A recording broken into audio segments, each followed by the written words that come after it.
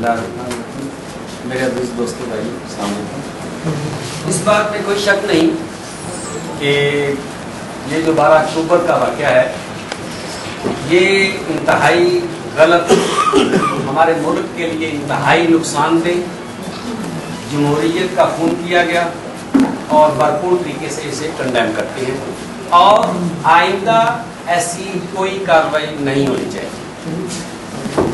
آج ہمارا ملک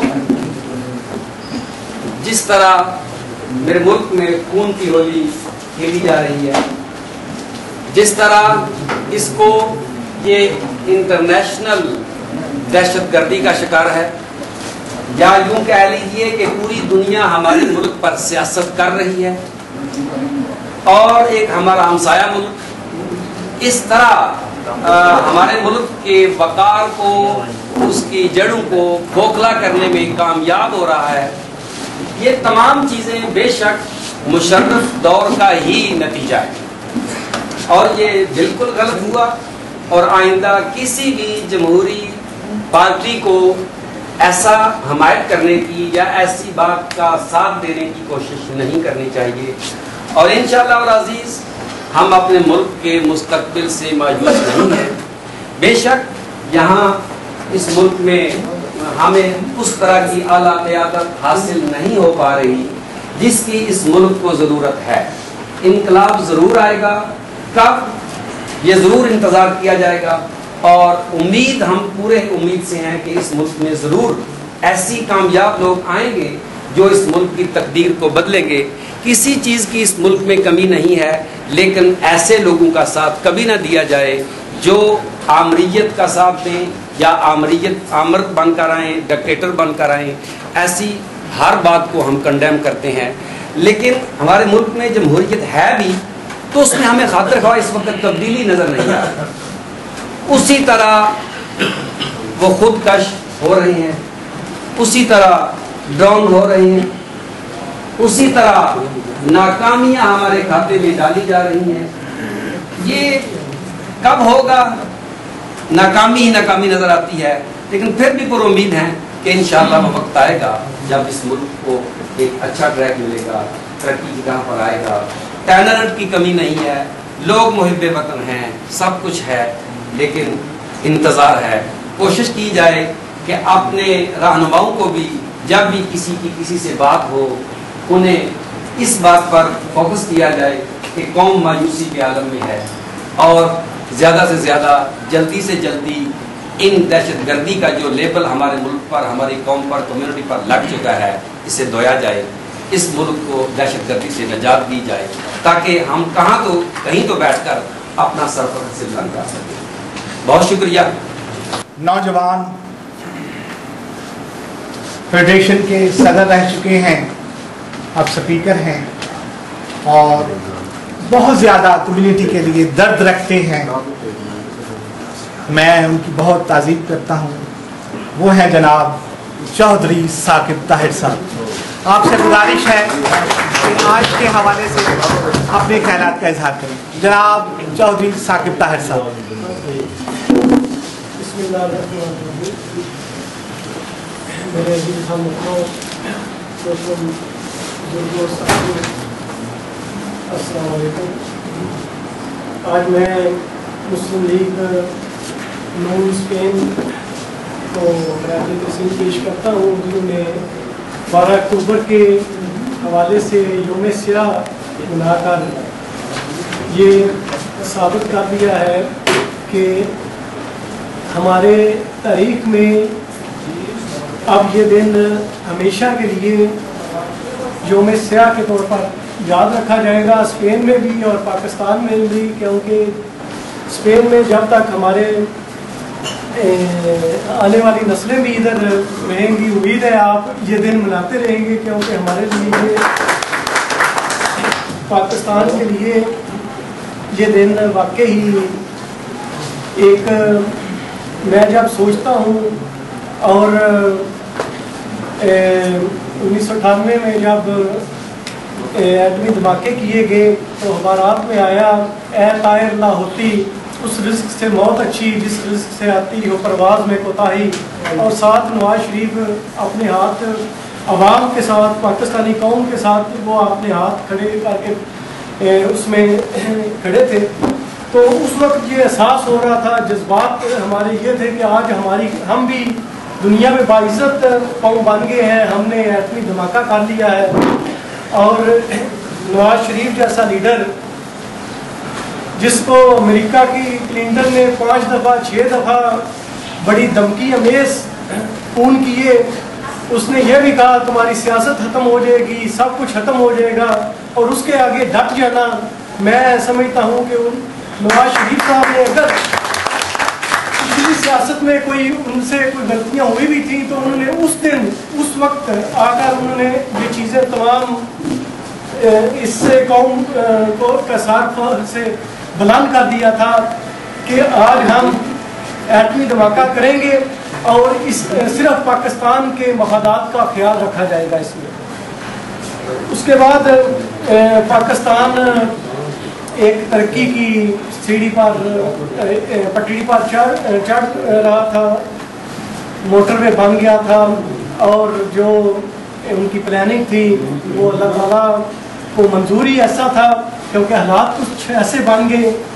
حالانکہ مسلمانوں کی تاریخ میں سب کو پتہ ہے کہ خالد بن ولید رضی اللہ تعالیٰ عنہ سے لے کر محمد بن قاسم، طارق بن زیاد، موسیٰ بن نصیر جیسے جرنیل کو جب ان کے حکمران نے مسلمانوں کے خلیفہ نے جب ان کو کہا کہ آپ ہتھیار ہمارے حوالے کر دیں، تو اس وقت آپ کو پتہ ہے کہ انہوں نے بلا چونو چرا ہتھیار ایک تنظیم کی اعلیٰ مثال ہماری تاریخ میں یہ ملتی ہے کہ اعلیٰ مثال قائم کرتے ہوئے اپنے ہتھیار ان کے حوالے کر دیے تھے اور ایک عام سپاہی کی طرح انہوں نے زندگی گزاری تھی. تو آج تاریخ دان جب 500 سال بعد یا 100 سال بعد یہی لکھے گا کہ ایک تو وہ جرنیل تھے اور ایک یہ جنرل مشرف صاحب تھے جنہوں نے مسلمانوں کے جائز جو حکمران تھے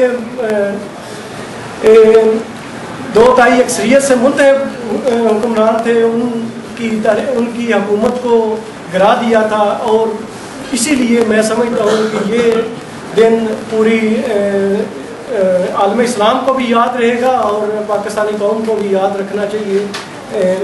اس کے لیے آج میں دوبارہ دوستوں کو مبارکباد پیش کرتا ہوں کہ آپ نے یہ دن رکھا تاکہ ہمارے تمام دوستوں کو یاد رکھنا چاہیے کہ اس دن پاکستان کی منتخب حکومت پر شب خون مارا گیا تھا. سب سے پہلے تو میں تمام موضوع میں مہمانوں کو خوش آمدید کہتا ہوں اور اس کے بعد میں امید کرتا ہوں کہ کچھ دوستوں کو جن کو ابھی میں کچھ تنقید کا نشانہ بناؤں گا وہ مجھے معاف کر دیں گے. یہ میری فطرت ہے کہ جو بات اور میرا اصول ہے اور یہ فطرت کا بھی اصول ہے کہ قومیں وہی ترقی کرتی ہیں جن کے قول و فعل میں تضاد نہیں ہوتا، جو چڑھتے سورج کی پوجا نہیں کرتے، جو وردی پہنے ہوئے شخص کو 7 دفعہ 10 دفعہ بھی صدر نہیں بناتے اور جب وہ اتر جائے تو اس کے خلاف نعرے نہیں لگاتے، وہی قومیں ترقی کرتی ہیں. جب ہم اپنے مالی مفادات کو چھوڑ کے صرف اصول و نظریے کے پیچھے چلیں گے تبھی جمہوریت کا پھل ہمیں ملے گا. خالی باتیں کرنے سے اور ریسٹورینٹ میں بیٹھ کے تالیاں بجانے سے پاکستانی قوم کو کچھ ملنے والا نہیں ہے. اور میں امید کرتا ہوں اپنے دوستوں سے یا تو وہ اپنے پچھلے قول و فعل کی معافی مانگیں اور آئندہ کے لیے کم از کم پاکستانی قوم کو لیڈ کرنے سے توبہ کر لیں کہ جو اتنے بڑے بڑے گناہ کرتے ہیں ان کو دوبارہ کمیونٹی کو لیڈ کرنے کا حاصل نہیں ہوتا. غلطی اور گناہ میں بڑا فرق ہوتا ہے.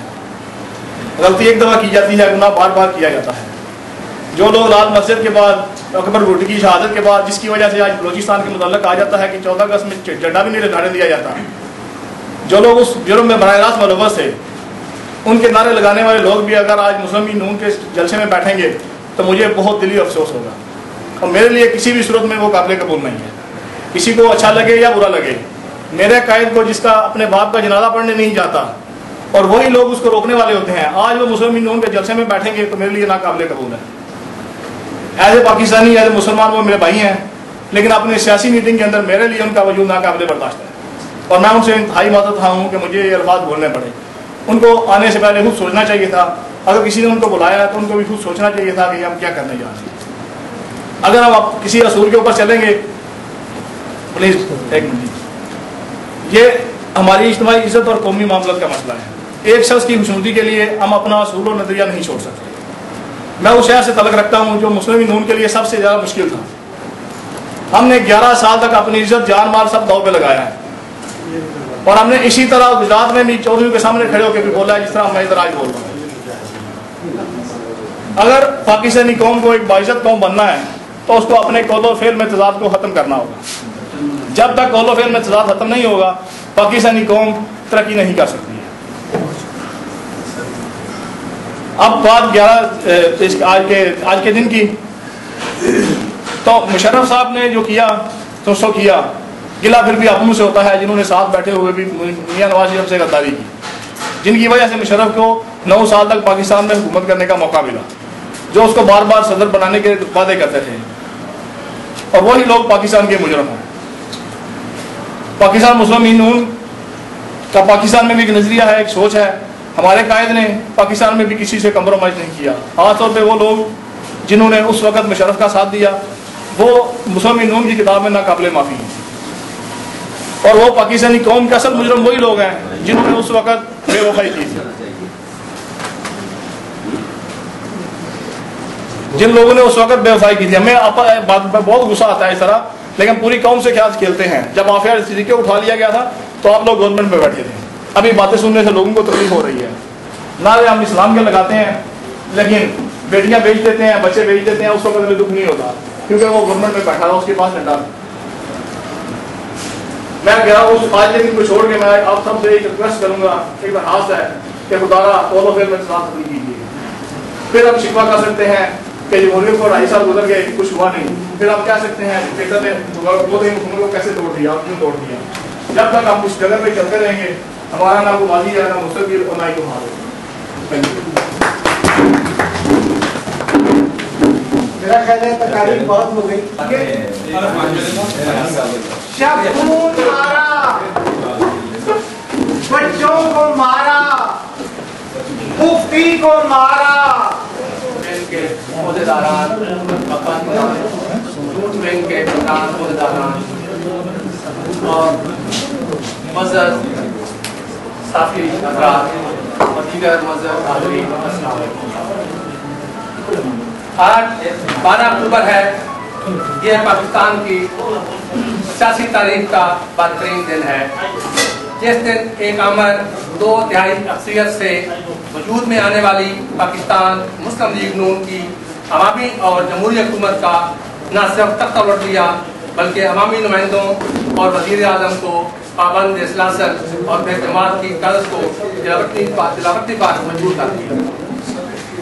तमाम जमहूरियत पसंद जमातें, अफराद, सिविल सोसाइटी, मीडिया और मुस्लिम लीग नून इस गैर आइनी अक़दाम की मज़म्मत और 12 अक्टूबर का ये दिन यौम सियाह के तौर पर मना रहे हैं। क्रिश्चियन कम्युनिटी के आयशा मसीह सिंधु साहब तशरीफ फरमा हैं, अगर वो चाहें तो आज के दिन के हवाले से वो भी अपने ख्यालात का इज़हार करें। जनाब आयशा मसीह और इस आज के मौका पर 12 अक्टूबर को जो हमारी ने हाईजैक किया, उसके लिए हम भरपूर मजम्मत करते रहेंगे जब तक कि ये मुस्लिम लीग नून कायम है, उस वक्त तक हम भी इसको सामना करते रहेंगे। और आप सबसे भी डील करते हैं कि ऐसे ही ऐसे डर का सामना करें। तो तशरीफ लाए लोग का दिल की अथाह गहराइयों से उनको खुशामदीद कहता हूँ। हमारे जो दोस्त कुछ चले गए हैं अपने टाइम के हवाले से, क्योंकि ये एक कम्युनिटी के हवाले से भी हमने कॉल की थी, हमें अपने अच्छे रवैये से साबित करना है और दलाइल से साबित करना है। और कोई अगर कोई ऐसी बात नजमी हुई है जिसकी मैं मालूम चाहता हूँ। इसके बाद आज का दिन जो पाकिस्तान की तारीख का एक स्याह बाब है, जिसपे